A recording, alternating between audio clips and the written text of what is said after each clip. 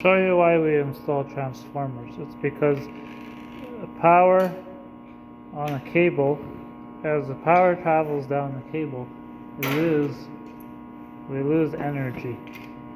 So the higher the voltage, the less energy loss per foot of cable. So as a result, we have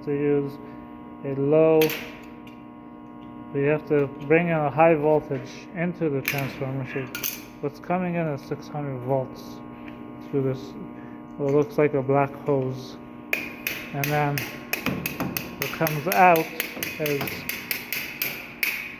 208 volts to our panel, which gets spread out. So when you'll see a transformer, you'll have a nameplate. And the nameplate tells us the name, the manufacturer, how many kilovolt amps it's rated for. So this is the amount of power we can use. If you're full, you say kVA. And then we've also got the high voltage and the low voltage. So the high voltage is 600 and the low voltage, so this is the voltage coming in, and the low voltage is 208 120, and it's 3 phases and 60 hertz, and it's rated for 150 degrees Celsius, and it's got a 4.5% impedance rating.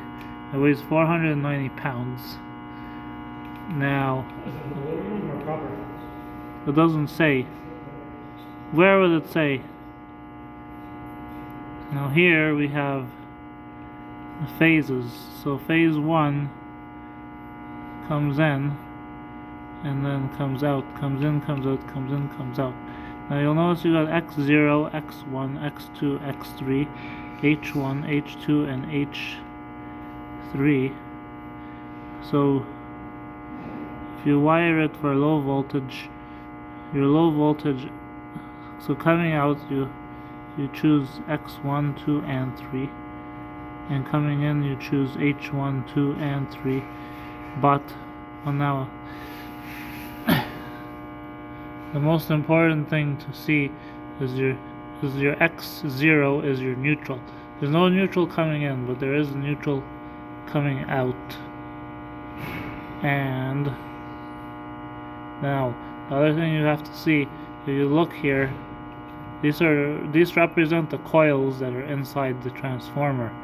So you can attach your entrance to 2, 3, 4, 5, 6, or 7, whichever position you want, and that'll give you different voltage drop.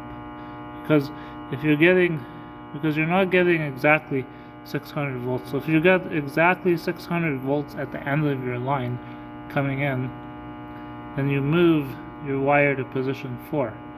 Whereas if you've got like 95% of the voltage, so 95% of 600 is 30 volt drop. So if you got a 30 volt drop, then you move to position 2. If you've got a 105%, then you move to position 6, 102%, etc., etc., etc. So typically you're going to have a voltage drop. You're not going to have 600 volts coming in, and so by changing this you can adjust, you can make sure your output is exactly what it's supposed to be.